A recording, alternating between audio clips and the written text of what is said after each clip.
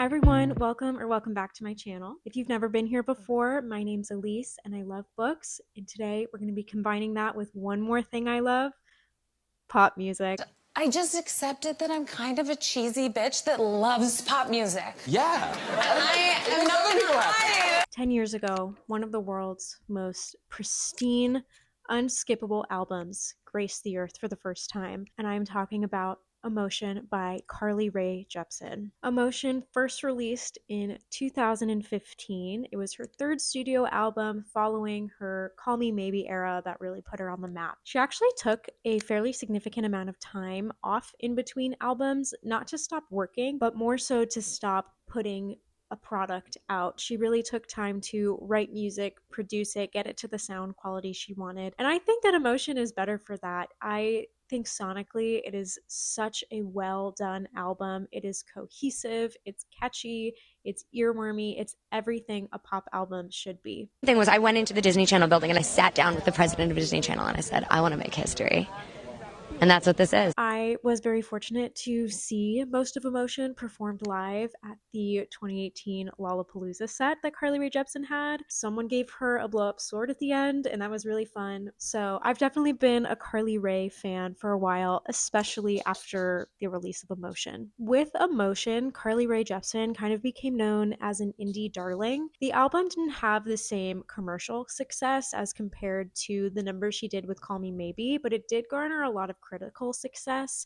A lot of critics praised it really highly and gave it good scores and good reviews. And since its release 10 years ago, Rolling Stone has actually put it in one of the 250 best albums of the 21st century. Granted, 250 is a lot, but there's a lot of music out there, so I'm glad that she's getting her flowers for this album. Not every critic had something nice to say, and I want to call out some beef that I have with Pitchfork because they had the nerve to 10 years later talk about, oh, this is such a well done pop album, it's perfect, it's this, it's that. But meanwhile, let's take a look at your review from 2015, Pitchfork, where you said that this album lacked identity. You said that we listened to this album and we didn't know who Carly Rae was. I'm going to read it directly for you. Ultimately, you can listen to Carly Rae Jepsen for days and still have no idea who she is. Are the pillars of pop music not its universality? Not its ability for the masses to relate to it based off of a single radio play? How dare you, Pitchfork? And then you want to act like you never wrote that, like you knew how good it was all along. Shame on you. I do also think that, especially female pop stars, there's this idea pushed that they have to have such a strong persona, and all of their songs have to be their inner world, and we have to know so much about their personal lives. And I don't think we need to. These people are celebrities. I don't know what goes on in their personal life. And I like that I can hear these songs and think about my life. Okay, soapbox ended. So I'm going to be going track by track off of mostly the original Emotion release with a few of the additional songs that she put out on extended versions. I'm not going to be going over Emotion Side B or the additional songs that came out on the 10-year anniversary edition.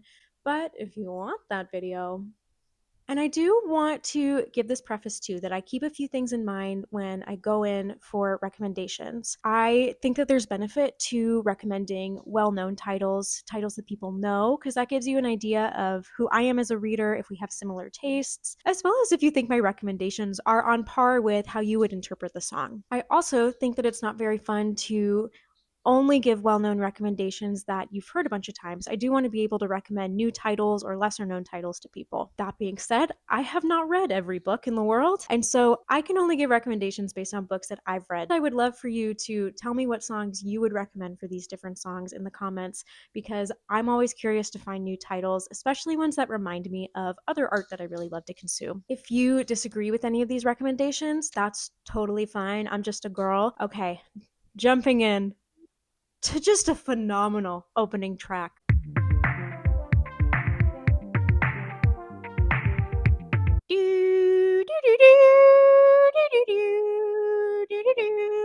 Run Away With Me. Run Away With Me is such a strong opening track. Sonically, it lets you know that you're in for some just some grooves. And then, lyrically, the content lets you know that you are in for a great album about love and fun and falling in and out of love. The crux of Run Away With Me is about kind of a forbidden love, or someone that you don't think you should like, someone you maybe shouldn't go for, but you just can't help yourself.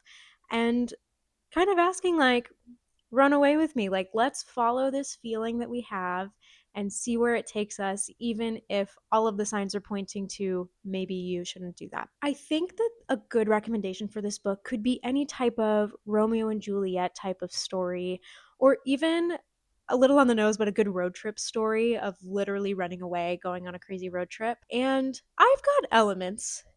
The book I'm going to recommend is definitely A Forbidden Love.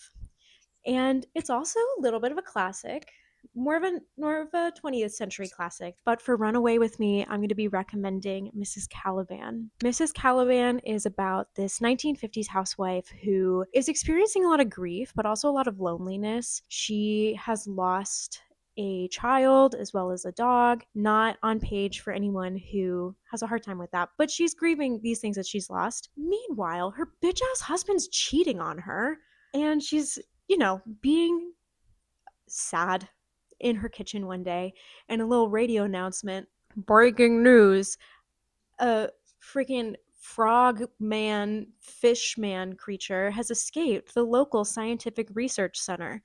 Who walks in her door 10 seconds later? Mr. Frogman, Fishman, Fish Creature. And guess what? He's sexy. I feel like I'm goofy in this video. That's the power of pop music, baby. So, if we're talking about a song that's kind of about forbidden love, should we just throw it all away and run away together? What's more forbidden than dating a man who's also a fish? What's more taboo and like, oh, should we, shouldn't we, than having a whirlwind affair with a man who's also a fish? But grounding ourselves a little bit more and what Mrs. Caliban is about, it really is a story about but following those personal desires and acting on what she wants, and not fitting herself into this cookie cutter that she's expected to be as a housewife. It does low-key have a road trip scene at one point, and I wanted to pull out for each of these songs some lyrics that I also felt really aligned with the book. So especially lines like, hold on to me, I never want to let you go, and not wanting to let go of this newfound just like lust for life again and for fishmen, as well as the lyric, I'll be your sinner in secret, because she does have to hide the fact that she's having an affair with a man who's also a fish.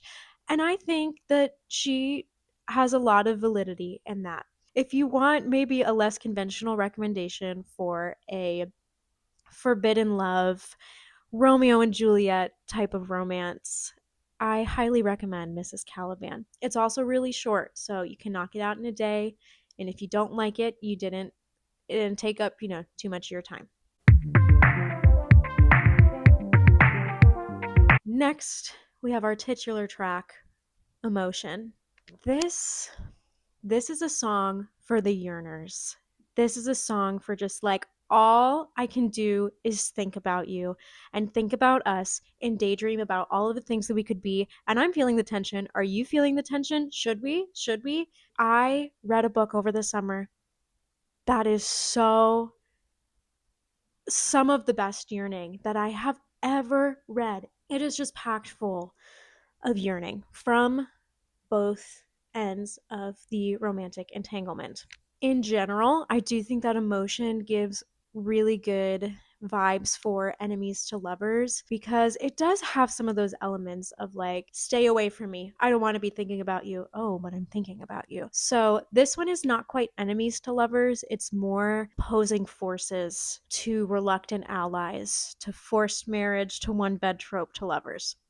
My recommendation for Emotion is Priestess. This book, we follow a main character who's a little bit older. She's in her 30s. She's left a marriage situation that you learn more about over the course of the book, but it was not a good situation to be in, and she knew she needed to get out. So she escaped. She went to a new country in this fantasy world, and she started a new life for herself. She became a scribe, she made friends, she had a little boo thing on the side that was nothing serious. And one day, when she's kind of just walking around after work, she thinks she sees her ex husband. So she runs into a church to hide from him. While this is happening, a third country, so not the one she came from, not the one she's living in, but a different third country ruled by a guy called the Shark King, invades the town that she's in, and she's just like in this church thinking she's hiding from her husband, and she's getting invaded. They have this weird clause with their invasions where they're like, if you're a private citizen, if you're a private business,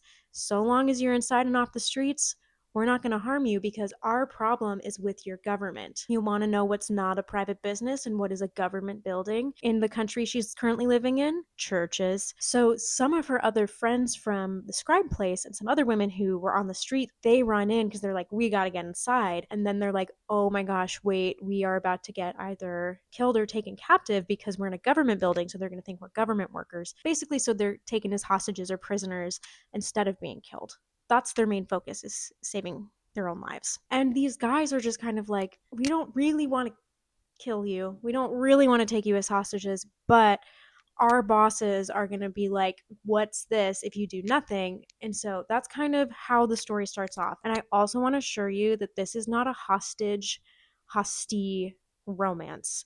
There is no romantic involvements or entanglements until the characters are on level playing field. So there's no power imbalance or concern about like someone with more power forcing someone else to do something else. So it's a very consensual book. There's no relationships until these women who are hostages become more like citizens of third country. So our main character and the captain of the guard, so to say, are our two love interests. And oh my God, do they pine. Some of the lyrics that I think work really well, especially for this like not quite enemies, but opposing forces to lovers pipeline. Opening up, we've got Be Tormented by Me, Babe. They're tormenting each other for sure. Our main character also has a lot of flower tattoos on her hands, so there's a lot of flower imagery in this book. And Emotion has some flower imagery in the pre-chorus where she says things like, not a flower on the wall, I'm growing 10 feet, 10 feet tall, in your head and I won't stop until you forget me, get me not. That aligns with the flower imagery from just the text of the book. It also aligns with our character's story arc of really coming into her own as an individual. She has done a lot of just character growth and personal building within herself to be who she wants to be, and then come into her role in this new place, figure out how she's going to live this new life, as well as the like, I'm growing 10 feet tall in your mind. Oh my God, she is in his head rent free, and she has no idea. She has no idea. And it's obvious to us as the readers, and we're like, girl, he is just wrapped around your finger. Kind of the main lyric of this song, in your fantasy, dream about me and all that we could do with this emotion. The tension that is built in Priestess is so good. They are just building and building this tension, and you can tell they're both thinking, and we see in the main character's perspective, she's just like, oh my God, I want to be with you so bad, and thinking about all of the things that they could be. If you love a song about yearning like Emotion and you love a book about yearning, 100% read Priestess. I read it with a book club. Everyone loved it. Next, we have the first single off of the album, I Really Like You. I don't know if I personally agree with I Really Like You as the first single choice, because I think it's the song on the album most closely aligned with Call Me Maybe, which is just very radio forward, one of the more surface level songs, fun pop music, and honestly a song that I still enjoy, but it's not as new and fresh as maybe some of the other songs on this album.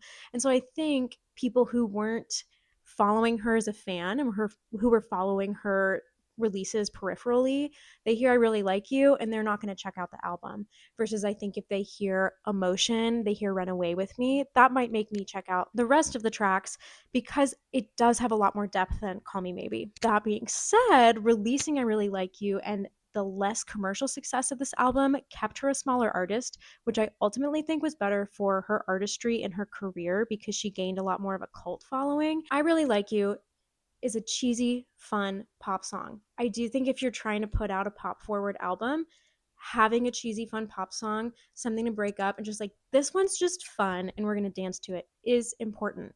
And so I thought, why not pick a cheesy, fun romance book that's just like, you pick this book up and you feel good. I don't read a lot of romance, so I had to go a little bit into my backlist, but this is a book that is universally loved, I would say. Red, White, and Royal Blue. This book it has deeper topics for sure, but it is a book that you walk away from just being like, that was fun. That was just a breath of fresh air. And I think that I Really Like You has that same feeling. I do think that lyrically, the song does follow a lot of the feelings we see from Alex and Henry in Red, White, and Royal Blue. Lyrics like, and I want you, do you want me, do you want me too? I really want to stop, but I just got a taste for it. I feel like I could fly with the boy to the moon. I feel like when they first get that spark with each other, it's like, oh, oh wow. Oh wow, that really was something. Of just like, it's like everything you say is a sweet revelation. All I want to do is get into your head. We could stay alone, you and me in this temptation, sipping on your lips, hanging by a thread. Does that not fit perfectly with Alex and Henry? Ultimately, I Really Like You is just a song about having literally the biggest crush in your whole life. And I do think that they mutually have that on each other in this book. And they're like, I don't know what to do with these feelings because they're so big and this person makes me so happy, but that's so scary. And I think the being in your head element that the song talks about is also really seen through Alex because he has a lot of steps in figuring out kind of his identity and who he wants to be in the book. And so I do think ultimately, even if I chose them for maybe a surface level reason of just that they're both fun, they do have a lot of similarities and are a good pairing. Had to open some blinds because it was getting a little dark, but our next song is Gimme Love. This is just a song about obsession, about infatuation, about just like, I want to be in your skin. And a book that I find is an excellent book about obsession in a lot of different ways is The Last Tale of the Flower Bride. So, this is a book that tackles obsession, like I said, in a few ways. We follow two timelines, one when these two girls are in the past, and one when one of them is in the present with her now husband. When we follow the two girls in the past, we witness just an obsessive, formative female friendship. If they could become one unit, they would. In the future, we see a little bit more of that toxic love romantic obsession between the couple that we follow. The book is ultimately following like, what is the secret of these two girls? What is it about them? What really went on between them? And it has this air of magical realism that I really, really enjoy. It's very moody. Something that I found interesting when I was compiling all my notes is that the chorus kind of reflects the two timelines. So the first thing that happens in the chorus is she says,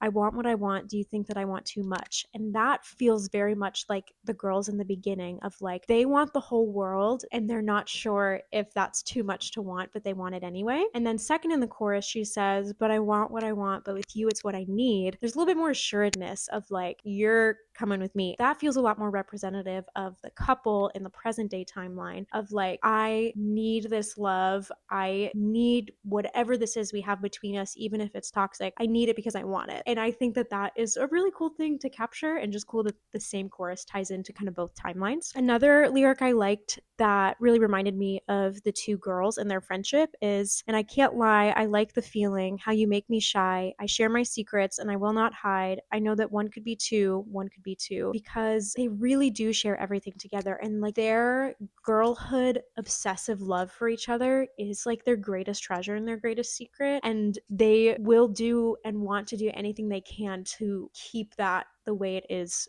forever. So if you like kind of a moody obsessive song, a moody obsessive book is The Last Tale of the Flower Bride. Up next, we have All That, which is, I think, is a great song on this album because I feel like you could apply it to romantic love or non-romantic love. It definitely leans a little bit more romantic love, but I like that you can apply it to a little bit more. And I think with the book I'm going to tie it to, it applies to a lot of different types of love between the same two characters. All That is really just a song about like, I will do anything you need so that you get what you need, so that you feel loved, so that you feel wanted, you feel seen, supported. I will be all that for you. See how it ties in? This is another book that I read more recently, and I think a perfect tie-in for this is Don't Let the Forest In by C.G. Drews. This is a book where we are following two very close friends at a boarding school. Very moody, perfect read for the fall. and they're in their senior year at this boarding school, and all of a sudden these monsters start appearing, and they're the only ones who can deal with the problem, essentially. I think this book would have done numbers on Tumblr in 2014. I loved this book. I thought another book that does yearning really well and pining, and just two people that you can tell have really deep feelings for each other in a lot of ways. So at the start of the book, we already see them from the beginning have this really strong, almost a found family type of friendship, which I think plays really well into all that if they're all ready to do whatever the other person needs to support them. And as the book progresses, that's where we see a little bit more of the romantic connection come in. Some of the lyrics that I want to call out: show me if you want me, if I'm all that, I'll be that, I'll be your friend. Because I think both of them have points in the book where they so desperately want the other to show them how much they love them and how much they need them, and they have these moments of disconnect where they're not realizing they need to show it back, and so they're creating this friction that they don't need to cause. And then some of the lyrics in the second verse and bridge are the ones that really made me see the relationship between these two boys, and that's: I'll be your lighthouse when you're lost at sea, I'll keep my light on, baby, you can always come to me, I want to be the place you call your home. And then a lyric from the bridge: I will never let you come apart, really hits home with don't let the forest in.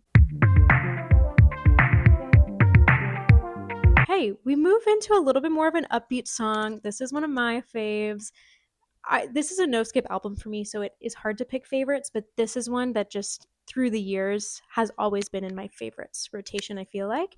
That is Boy Problems. This is a song about being the friend that won't break up with their bad boyfriend or won't address the problem in their love life, and they complain about the same thing over and over again to their best friend, and their best friend is like, girl, at this point you're living with the problem, make a choice, stay with it and stop complaining, or dump him and be happy. The song is Carly Rae Jepsen singing about her friend being frustrated and realizing, like, oh, I'm a terrible friend because I just keep complaining about the same thing to her and not changing any of my ways, and she's getting sick of me. A book that I read in my most recent reading vlog, if you want to check it out, I'll link it below, is actually a graphic novel by Rainbow Rowell, and this is a YA book. The recommendation I have for that is Pumpkinheads, another really great read for fall. We're following two friends who have worked at the pumpkin patch all 4 years of high school together, and it's their last night of their last year working at the pumpkin patch. The male main character has had a crush on the girl that works at the fudge shop for like 4 years and has never spoken to her, and the female main character is like, you're speaking to her tonight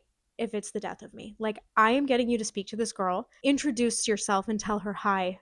Like, bare minimum, see if she wants to grab a bite to eat sometime. And he's like, oh my God, I can't do that. I can't do that. I can't do that. And she's like, okay, then don't complain about never having a relationship with her if you won't even take the risk. And they do really have a ride or die friendship, and they're different in a lot of ways, but in a lot of complementary ways where they balance each other well. And the male main character, through some of the nudges from the female main character, he realizes that he has not been taking action, and this inaction is ultimately a decision, and he's never going to have a change in circumstances if he's not willing to do something. So they go on a whole adventure throughout the pumpkin patch so that he can finally speak to this girl. And so I want to read some of the lyrics that I think are great. Are: if you're gonna go, then go, she said to me on the phone, so tired of hearing all your boy problems. If you're gonna talk to her, otherwise I don't want to hear about her anymore. It's been 4 years and you've never even introduced yourself. Female main character is a little bit more supportive than I'm being.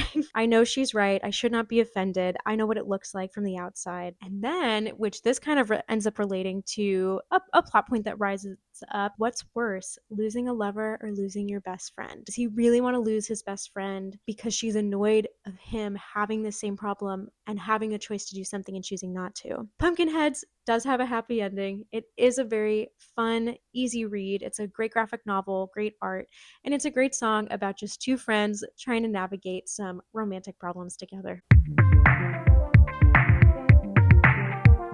I'm excited for this next one, and I don't even have that much written down. I just have a note that says insert a picture of Brad Pitt, but that is Making the Most of the Night. And if you could guess from the title, I am going to give you a recommendation for a vampire book. Making the Most of the Night is another song about just kind of helping someone through thick and thin and being like, you've been through a lot. Let me take the reins, baby. I am going to help you get through this. I'm going to help you power through, have a good time, etc., etc.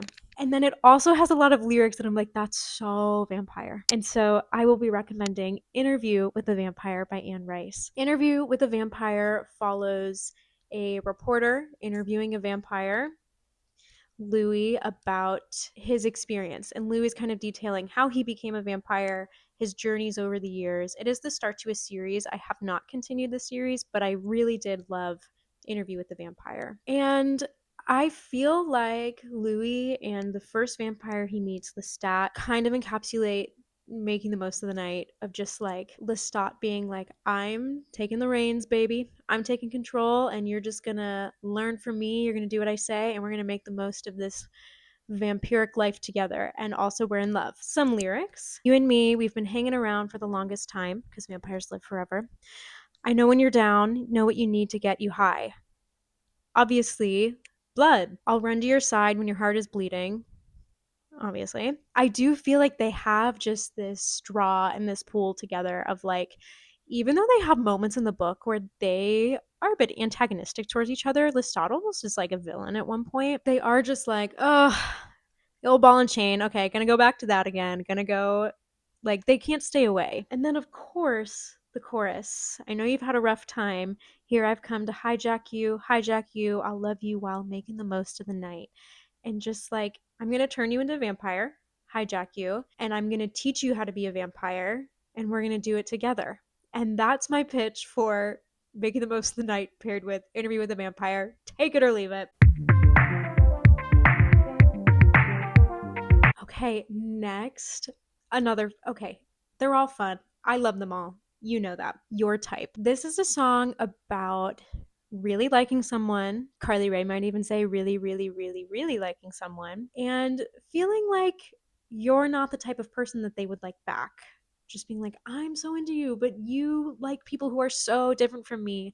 And I can't really change. I don't really want to change, but I want you to like me too. I feel like it's a song that brings you back to the innocence of your first crush, or when you first start liking people, and just being so in your head of like, oh, but they would never like me because I'm weird and different and I'm not beautiful like the other girls. And but then, like, when you feel like that as an adult, it feels just as potent. And that's what this song reminds me of. And because it has that nostalgic feeling of innocence and, being a teenager and having these feelings, I'm recommending Dungeons and Drama, which is a YA romance. This broke a year-long streak of me not reading romance books, and I literally gave it 5 stars. I had so much fun with this book. The premise is our main character gets grounded because she stole her mom's car to go see the national tour performance of Waitress the Musical. And as her punishment, she's grounded and she has to work at her dad's board game store with someone that she goes to school with, that like they're just kind of like reluctant coworkers. They strike a deal where she's like, hey, let's pretend to date so that my ex-boyfriend will leave me alone.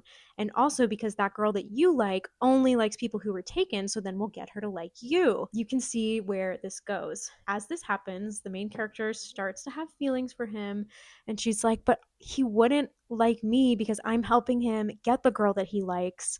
And I'm just not his type because I'm not this girl in the Dungeons and Dragon world. I'm the girl that likes music theater, and we're just so different. We're from different worlds. People who play role playing games and people who do music theater have no overlap. Some of the lyrics that stood out to me: I know I'm just a friend to you, that I'll never get to call you mine. I miss you, I mean it. I tried not to feel it, but I can't get you out of my head. I want you to miss me when I'm not around you. Oh my gosh, that rings so true for these characters. They're just like, I think about you all the time, and I'm 16. I don't know how to deal with that. And I want you to think about me all the time too, because you're cute and we work together. I bet she acts so perfectly. You probably eat up every word she says. And if you ever think of me, I bet I'm just a flicker in your head. Does that not take you back to being like 13 and having your first crush ever and being like, oh, he doesn't think of me, he just thinks of the beautiful popular girl? Like, that's how this feels, but it's like the adult version, and it just makes me like giddy and nostalgic. And then, of course, the chorus: I'm not the type of girl for you. I'm not He's trying to comfort me. He thinks I'm feeling these things now. I'm not the type of girl for you. I'm not trying to pretend that I'm the type of girl you'd call more than a friend, but I'd break all the rules for you, break my heart, and start again. So if you want to return to that youthful feeling of, oh my gosh, will he ever like a girl like me? You should read Dungeons and Drama and also listen to Your Type. This next one I'm taking a little bit of creative liberties with, but I do think it still fits. Guys, there's a lot of songs on this album. I got to squeeze some in creative ways somehow. So the next one is Let's Get Lost, which is just a song about when you really like someone, wanting to figure out, how can I sneak just one more minute with you? How can I get just a little bit more time? Which I think is so sweet and so fun. And the book that I'm going to recommend for this is The Starless Sea by Erin Morgenstern. This is a very dreamlike book. There are parts of this book that feel like they're just floating above you in the universe, and you just have to let them be, and you just got to keep reading the next sentence, and you're like, maybe that'll float down to earth. Maybe it won't. That's a very abstract description for a book. But we follow this main character Zachary, and he picks up this book one day that just has every traditional story you can think of, a princess and a pirate and romance. And then he reads a story that is a memory from his own life that there's no way anyone else would know. And it kind of sets off a chain of events where he has to get to the bottom of the mystery behind this book. And along the way, he meets this other person that he gets into kind of a romance with. This is a character where at first he doesn't know if he can fully trust him. He doesn't really know what their roles are. And especially with just the circumstances around this book, it can be kind of hard to discern who is trustworthy, who's not taking advantage of Zachary to get the book or to get what they want, who is kind of aligned with his motivations. And so they have this great slow build of trust and romance over the course of the book. And I think Let's Get Lost also reflects that growth of trust and that growth of love. I also think this is fitting because the title is Let's Get Lost. And I think that you're going to get lost in this book in two ways. I think you can get lost in it because you just get sucked in and you don't want to leave the story. And I also think you're going to get lost in it because you're going to be like, what the hell does any of this mean? What's happening? I'm lost. But I love those. I love that in books. I love when that happens. So I recommend it for those reasons alone. Some of the lyrics we have, I was never one to want to put my trust in someone else completely, kind of relating back to that continuation of building trust over the course of the story. Let's get lost, I don't want to let you go, and I was always shy and careful. So not my strongest lyrics to tie back in, but I will just say that if you're a lover of stories, this book is a love letter to stories, and I recommend it for that reason. I had a copy to hold up the whole time, and I forgot to, so you're gonna get a picture, but here's my copy. The next song is LA Hallucinations, which is just kind of about adjusting to the life of celebrity in LA, and a perfect book for just drinking, doing drugs, and having dalliances. Little alliteration for you is Slow Days, Fast Company by Eve Babbitt. This is a collection of essays detailing her life over the course of a summer in Southern California, where she's just getting caught up in the highs that come with LA living. She does drugs, she drinks, she has lots of romantic entanglements, and it's a really fun collection of essays. It really takes you back to a time and place of when it was written. And it's interesting to see how she really just was in an environment where everyone was each other's muses and everyone was just creating. And I think that that's a cool reflection back to LA Hallucinations. Some of the lyrics that I think relate to this book: never cared about the fake kids, we would write and sing and wear whatever. Because Eve is very just careless of others' perceptions of her, at least that's how she comes across in her writing, is she will go where the wind takes her. She will do what she wants to do. She's going to follow the next high or the next exciting thing and just go with it. And she's like, yeah, we're just going to sing and we're going to write and we're going to wear whatever and do whatever. There's a little black hole in my golden cup. You'll pour and I'll say stop. You know, the substance use. Honestly, all of verse 2 just reminded me a lot of this book. Haven't seen the boy in ages, used to stay up all night, just he and I, filling up each other's pages, but the teeth come out when the camera flashes. We said we'd always be the same, but we lost each other in the game. For LA Hallucinations, I recommend Slow Days and Fast Company. next, you're getting another vampire book because we are talking about Warm Blood. Hello, why would I not recommend a vampire book with that title? This one is a little bit more like sultry and toxic love than Making the Most of the Night. That one's definitely a bit more of like a supportive song. Warm Blood is just kind of about giving into the temptation of what you want to do with someone that you shouldn't be with. And I think that the perfect book for that is A Dowry of Blood by S.T. Gibson. So, like I said, this one's a little bit more sultry than Interview with the Vampire, just because I think more of the book is sultry. Interview with the Vampire definitely still has its gothic and romantic energy to it. But this one connects a little bit more to Warm Blood because our main character has a lot of those feelings of like, I shouldn't want this life. I shouldn't want this man. I shouldn't want to be doing these things. Oh, but what if I did them anyway? Like, what if I followed these desires? And especially towards the end, really leading into what is the life that I want and following that, even knowing that it'll be a hard change. Some lyrics that I think pair really well with A Dowry of Blood. We have, I've got a cavern full of secrets. None of them are for you. Even if you wanted to keep them, where would you find the room? I like can't explain it, but just like it's just a vibe. Like the vibe of those words in this book. I'm like, yeah, that's a fit. We also have I've told 100 lies, but I don't want to tell you any at all. Warm blood feels good. I can't control it anymore. No comment. I don't even have to tell you why that's a good lyric for a vampire book. Warm blood and A Dowry of Blood is my next pairing. Okay, another popular title is going to be paired with this next song, but I really think that they are just a perfect pairing.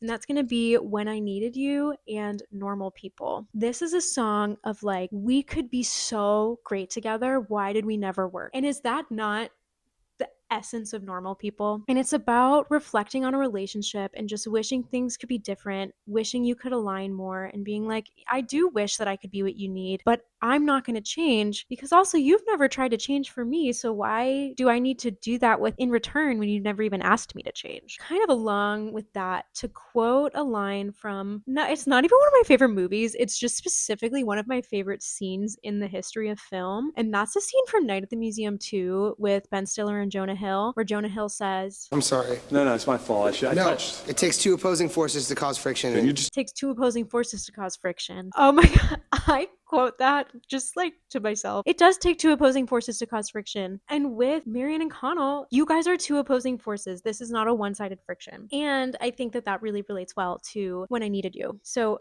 Marianne and Connell are constantly like fighting against themselves to be together and to make it work, and they can never get their puzzle pieces to like align at the right time. Like if they could just realign when they found each other, they could be so good together, but they just can't seem to get it right. Some of the lyrics, what if we could go back? We could take the words back. You could take my love back. Because sometimes they do feel like, what if we just never met at all? What if we just erased that and then we wouldn't have all of this heartbreak? Also, I thought this line reminded me a lot of Marianne and things that happened with her in the book, but I thought it was worth it to let myself just disappear. There are moments where she thinks so little of herself, and that is because of how she is loved by others. And I was like, oh, she felt that way. And then the chorus just is really what reminds me of Normal People the most. Sometimes I wish that I could change, but not for me, for you, so we could be together forever.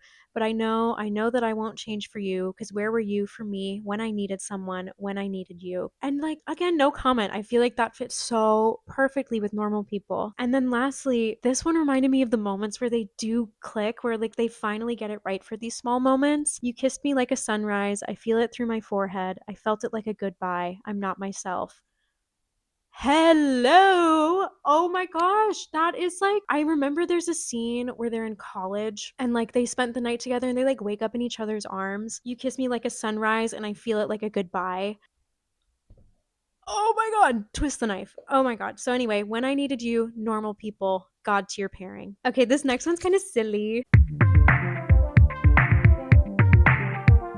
we have the song Black Heart, which is just kind of like, baby, you and I are cut from the same cloth. We're both a little bit evil. And if you're wondering where you find me, look in the mirror because you and I, we're the same. It also has this really cool, very electronic arrangement. It's got a lot of like beep beep boop boops at the beginning, which I think categorically is very science fiction. So I will be recommending Gideon the Ninth by Tamsin Muir. I have recommended this. I recommended it in my Survivor video, which you can watch if you want to know who I'm recommending that with. Like I said, beep beep boops, very sci-fi. This is a sci-fi, so there's your first connection. But then also Harrow and Gideon are just two sides of the like chaotic evil and then like true evil coin. Not that Harrow's true evil. She's just brooding a little bit more. They have more in common than they realize, but they still just have this like, ugh, you. And I think that that is what makes Black Heart a perfect recommendation because it's like, you're evil and I'll hate you, but I'll die for you, is the vibe. And that's so fun. So some of the lyrics that I think represent why Getting the Ninth works with Black Heart. Obviously, the titular lyric, in your black heart is where you'll find me, cutting through the cracks of the concrete. I don't care about your good intentions. I care more about your bad dreams. I want love on a new dimension. You're a cry to your generation, but don't you cry to me. Everything you ever wanted, now it's happening, now it's happening. I feel like I can't even comment on some of those lyrics because it's just like, if you know, you know, and you should read this book if you want a chaotic time about necromancers trying to level up and really fun characters. Next, we're on I Didn't Just Come Here to Dance, or as Carly Rae says it, in just the opening and closing lines where she says this, I didn't just come here to dance, gets very dance. This book is just kind of about stop being so stupid. I like you. I'm here for you. Stop being an idiot and let's just do this thing already and get it over with. I am going to be so honest. If you have a good recommendation that fits with that theme or with that vibe, please let me know. I couldn't really find one out of the books that I've read that I felt like was a strong enough pairing. So instead, what I'm going to do is I'm going to take this title really literally and recommend Carrie. With that, I'm also going to recommend The Weight of Blood, which is a Carrie retelling that I think is a really great take on the original story. But if you don't know the story of Carrie, it's about this girl, Carrie White, who is really bullied and misunderstood and abused at home. And she is telekinetic, and those are like her superpowers. And some things go down at the dance where the bullies show up to dance, the bullies show up to the dance, and they do not show up to dance. And then Carrie does show up to dance. She did just go there to dance, but then the night doesn't end that way. The overarching storyline is the same in Carrie and in The Weight of Blood. They just kind of play with themes differently. Carrie plays a lot more with religious undertones, and The Weight of Blood plays a lot more with racial undertones. And I think that it does a really great justice of the source material, but also stands on its own really well. So, taking the title quite literally, if you didn't just come here to dance, you should read Carrie. We've come to the end. We've come to the final song recommendation. The reason I wore this sweater today, Light Baby Blue sweater, one of my favorite songs, and I'm going to recommend a book with it that's a recent one. That's one of my favorites that I've read, and that is Favorite Color. And I'm going to be pairing it with The Details. This one wasn't released on the original Emotion. This one was released on deluxe editions, but I included up to this point in the track list because I love Favorite Color so much. So that was the cutoff. Favorite Color is just about when you care about someone so deeply, you start to notice all of the elements about them, all of their interests, all the small details about them, and those become a part of you. And they remind you of your favorite things because of just the love and care that you have for each other. And that is ultimately what The Details is about. The Details is really about how the relationships in our lives shape who we are, and we just become the people we were meant to be because of the influence of the people we love. You know, you are the people you spend your time with, you are the people and the things that you love, and you take those details and incorporate them into your own life. So, obviously, one of the lyrics that related the most was, when I'm close to you, we blend into my favorite color. I'm bright baby blue falling into you. And that is such a beautiful imagery of like, you make me feel so light and so happy. And I have such a beautiful love for you that everything around me is my favorite color. Everything around me gives me the same feeling as looking at my favorite color. And then she has, paint me up, you're my favorite color. And I think that it's a really great reflection too on how it doesn't just have to be your one true love that you feel this way about, especially with the details. It can be a family member, it can be a friend, it can be someone who is only in your life for a short period of time, but while they were there, they made such a profound impact. And so I do think that the details and favorite color are great pairings. And with that, I end my recommendations. But if you have any books that you think would be better pairings or that you also thought would be good recommendations, feel free to leave them down below. I love hearing what other people think. Let me know your favorite songs off of Emotion if you enjoyed that album. Like, comment, subscribe, and I will see you all in my next video. Bye.